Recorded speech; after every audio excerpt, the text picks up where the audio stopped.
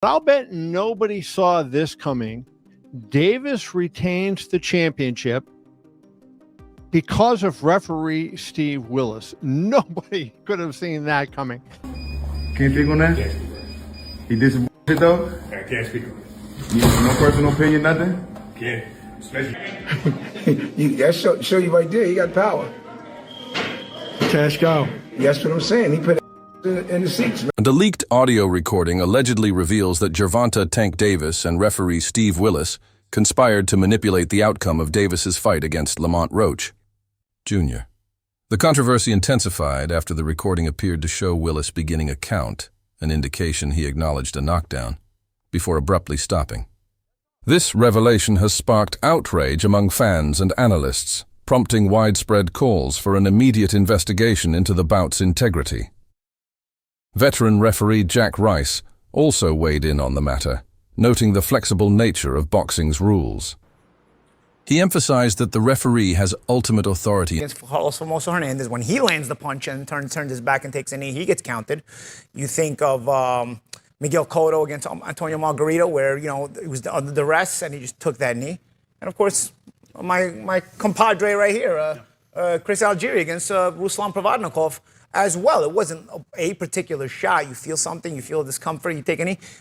All those times, there's a count, dude. And I'll tell you what, Steve Willis also knew there was a count because he started counting and then stopped. Yeah, we'll get to it. There's more than one pillar of this defense for Lamont Roach Jr., but the first one's a knockdown, Chris. Yeah, I mean, we have a ton of experts on the panel today. I'm going to speak from a fighter standpoint, just like you did, champ. And you can argue whether that right hand landed clean or if it landed hard or how hard those jabs were. It doesn't matter.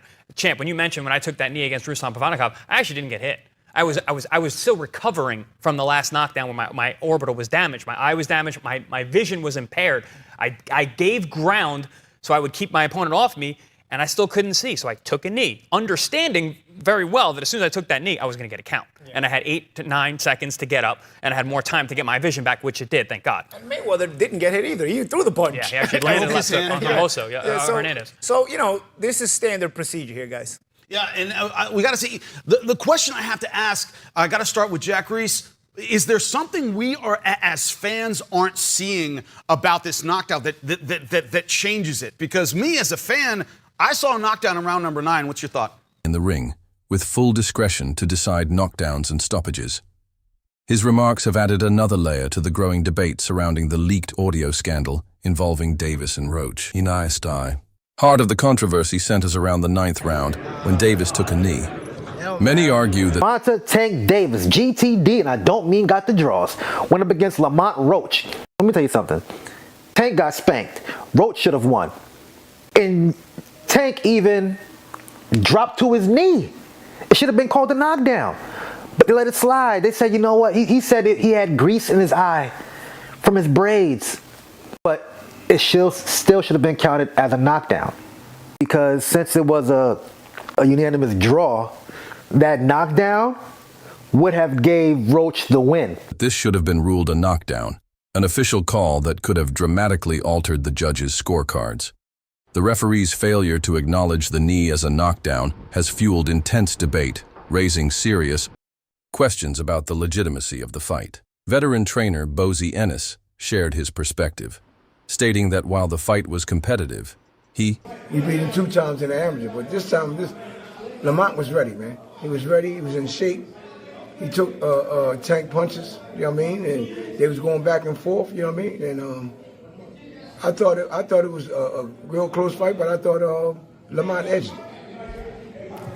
Okay. Were you surprised that Lamont backed Tank up and was winning in exchanges?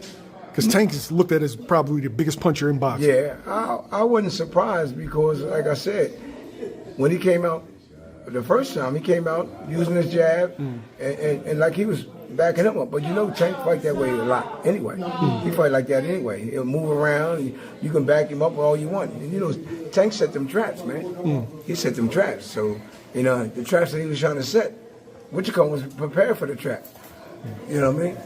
He was prepared for the trap because he would counter and Lamont would counter right back. You know what I mean? So it was a great fight, man. Can't take nothing away from neither one of them. Now, as far as the knee goes, you've been in boxing for over 40 years. Over 40. Yeah. Have you ever seen anything like that? A guy takes a knee? No. Now that's something I didn't expect him to do. You know what I mean? You know, he took the knee. You know what I mean? And then ran to the corner and got his eyes wiped out. They never allowed that. They would have started counting. You know what I mean? I see that he started counting, then he stopped. You know what I mean? But you got to understand, you know, Tank got a lot of power. That show you right there, he got power. Cash cow. That's what I'm saying. He put asses in the seats, man. Somebody said him getting his face wiped off, him sticking his head through the ropes and getting his face wiped off was supposed to be a disqualification. Is that a rule? That's what they say. That's what they say. That's what I heard. Believed Roach held a slight edge. With over 4 decades of experience in boxing, Ennis remarked that he had never seen a situation where a fighter took a knee without it being ruled a knockdown. He also acknowledged Davis's powerful punching ability, adding that incidents like, "This must be carefully reviewed and evaluated." Former unified lightweight champion George Kambosos Jr. See, Lamont started giving him some work, and he looked good, man. I got to give respect to Lamont Roach. He proved a lot of guys wrong. I think he shocked Tank a lot with what he was able to bring. And again, we saw the controversy with the knee. To me, that's a knockdown. You can't just take a knee and decide to, go to your corner and get your face wiped. So, if that's a 10-8 round, Lamont wins the fight. So it's unfortunate, but that's the fight game. Hopefully they'll do it again and he gets paid, what he's worth. Have you ever seen anything like that in boxing before? A guy sort of just voluntarily. We've seen Floyd take a knee and be put on the count. We've seen Miguel Cotto, take a knee, obviously into his corner, be put on the count. If we're allowed to start taking knees and run to our corners, well, I'm gonna start doing it too. If I as soon as I feel something, everyone will start to do it. But it's just not right. You're a warrior. Doesn't matter if there's grease in your eye, a bit of gel in your eye, or whatever excuse you want to use. I've been through wars where there's blood pouring in my eyes. In the Lomachenko fight, blood was pouring. I'm wiping it away. We've seen it with other fighters. So we don't get opportunities just to take a knee, go to our corner, wipe us up, and might as well have a coffee and have a laugh and then get back to action. It doesn't work that way. Saw a bit of back and forth between you and Hitchens on Twitter, you and Gervonta as well. Where does that sort of animosity come from? They just love mentioning Kambosos. They love the name, and like I said, when we're getting called out and spoken about by the world level guys, the champions, they're all champions, world champions. It shows how big our name is, and like it or not, we still have one of the biggest names in this game. Love me or hate me, you have to respect what I've been able to do, the guys I've been able to fight, and still, headlining big shows and still in line for more title fights and opportunities to become 2-division champions. So, Jr. also voiced his concerns over the incident. He emphasized that in boxing, a fighter taking a knee should unquestionably be ruled a knockdown. Kambosos highlighted the hard work and dedication Lamont Roach put into his training camp, suggesting that moments like this not only compromise the integrity of the sport, but also disrespect the effort athletes pour into their craft. And should it have been a disqualification? Look, it could have easily been a disqualification too, or a referee stops contest, because look, there's no way a fighter could take a timeout and go get his, during the round. There's no way a fighter could say, okay, timeout, because he took a knee like a timeout kind of thing, and walk to his corner to wipe his face. That's fucking unheard of and never seen before. There's no way that's legal in boxing. It shouldn't have. When a fighter, we just seen it recently with Espinosa and Rubesis. Rubesis got hit with the right hand, and then he walks back and walks away, and the red right away wiped it up. That happened with Lara versus Angulo. Exactly. It's over. It's over. So Tank doing that, took a knee. It should have right away. The ref should have started, counting as a knockdown.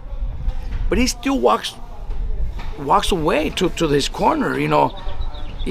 I'm actually, surprised that the ref didn't call it a knockdown, because he's a really good ref. Willis is a really good ref. Willis is a great ref, one of the best in boxing right now, and that was a big mistake. He should have counted as a knockdown. Like I told you, I wouldn't have been surprised if when he walked away, if he would have just waved it up, because that's walking away from the fight. because of the eyes. Well, okay, well, during the break, tell the corners to wipe it out. And you can't do that when the fight's going on. There's no way, nothing. You can't do that when the fight's going on. You can't time out, take a knee, and walk away. There's just no way. You know, but it is boxing, and a lot of things happen in boxing. Renowned trainer Robert Garcia also weighed in on the controversy, asserting that a referee should immediately stop the action if a fighter takes a knee, without a legitimate reason, such as a low blow. Garcia emphasized that boxing rules do not allow fighters... People want to discredit Tank, he's still a pound-for-pound fighter. Yeah. What do you think about that fight that happened? You thought it was just an off night, or...? Everybody has an off night. Everybody has an off night. Shit, I had a off night with Cruz. Everyone has a off night. It's boxing. You want to run that back with Cruz, or what? Maybe down the line. ...to call timeouts during a round. He expressed surprise at Steve Willis's decision, noting that Willis is typically seen as a capable and experienced referee, and that this kind of oversight was unexpected from someone of his caliber. I feel like when my back is against the wall or against the ropes, it's like, it's time to show up. So it wasn't really hard for me to focus because all I had to do was do what I normally do. And I know that that was going to surprise or shock or shut everybody up. Lightweight. Contender Rolando Raleigh Romero offered a more empathetic take on the situation, acknowledging that every fighter can have an off night.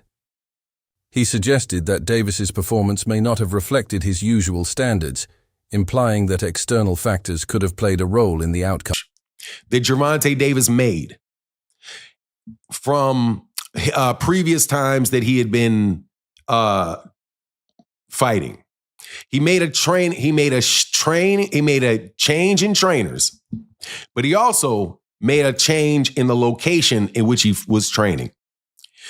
He went and had Barry Hunter from DC, from a gym called Headbangers in DC as his head trainer, while Calvin Ford and Kenny Smith took a backup role. GervontaDavis also worked out in Washington, D.C. Now, as you know, GervontaDavis and Lamont Roach fought each other in the amateurs. Their teams know each other. The people know each other. They all know each other in the same circle. What was told to me was that Lamont Roach's team knew pretty much what GervontaDavis was going to do and what his approach was going to be to the fight because they knew what GervontaDavis was working on in camp.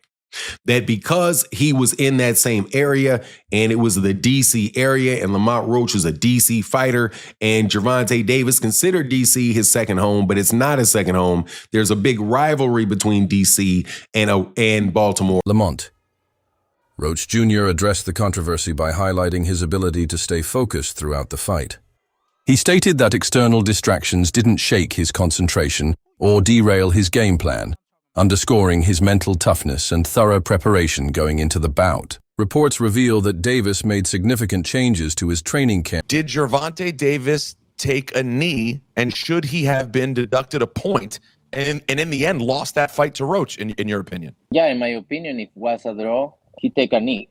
And plus the corner go up and put it a towel in the face, that's a disqualification for sure. I'm talking about the rules, but it's not my business. For this fight, notably choosing to train in Washington, D.C. without his longtime coach, Calvin Ford. This shift may have given Roach's team valuable insight into Davis's preparation, potentially influencing their strategy and the overall dynamics of the fight. One thing that's kind of baffling is that it wasn't a knockdown. I mean, look, he wasn't hurt. There's no doubt about that, but if you take a knee in the fight and you touch down, whilst punches are being thrown, it has to be a knockdown. I've heard some people saying, oh, that he should be disqualified. He went back to the corner. I don't buy that, to be honest with you. I mean, I think that's a warning, but it's a bit of a bizarre situation for me. Like, there was a lot of people in boxing that were saying that this is a really tough fight. Like, Lamont Roach is a serious fighter. I said it might not be the biggest profile fight, but it's actually quite a tough fight. And Shakur said to me, like, even the day before, I'm telling you, he's going to have big trouble tomorrow night. And I just feel like hopefully this could be the little something that gives Gervonta a little wake-up call to take him back to the mindset of maybe where he was. Boxing superstar Canelo Alvarez didn't hold back when speaking about the outcome of the fight.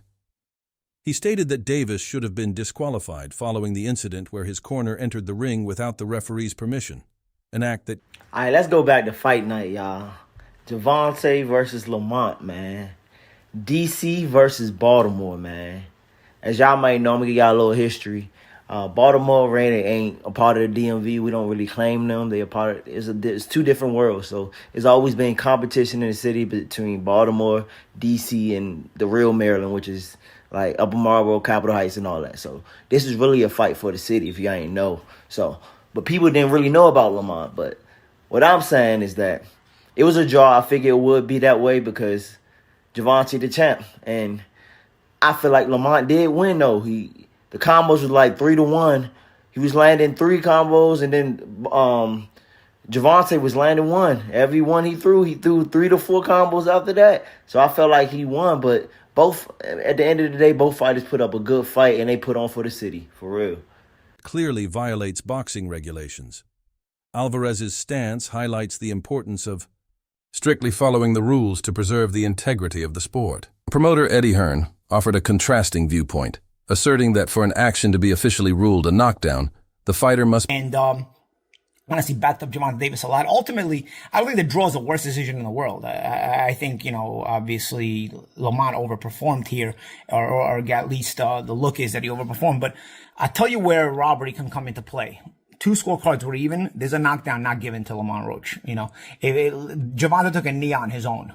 Let's remember when Mayweather did this against Carlos Famoso Hernandez years ago when his hand hurt, the referee counted him. So that was counted as a knockdown. Steve Willis is supposed to count that as a knockdown. And if Steve Willis counts that as a knockdown, Lamont wins by 1 point on 2 scorecards. And that knee that GervontaDavis took ends up becoming the difference on the scorecards. I don't think a draw is the worst result in the world. I will say this. Be struck by a punch and then touch the canvas as a direct result. He pointed out that Davis didn't appear visibly hurt by Roach's punch and showed no signs of distress, suggesting that the referee's decision not to call a knockdown may have been justified. The fact that so many of you are arguing that GervontaDavis did is not a knockdown compared to what Lamont Roach did right here, he's getting pushed down. What do y'all mean? There are so many times in a fight where fighters are forced down to take a knee. It's a veteran move. Let me put this into perspective for you guys that really don't understand this. Think about it. Every single time a fighter wanted a break because his opponent was walking him down, he had no answer. He was getting touched up more than he liked to. All he had to do was take a knee. And it's not a knockdown and a point taken. If every time you wanted to fix your eye or wipe the sweat off or, hey, my glove is loose, I just got to take a knee. Imagine the amount of people that would be doing. Imagine how bad fights would look with that. That's a cop-out. That should have been 100% ruled a knockdown. I'm a Tank Davis fan. I think Tank won the fight. I think he won 115, 113. I thought he pulled off the dub. But had that been scored a knockdown, we don't know what. I don't know.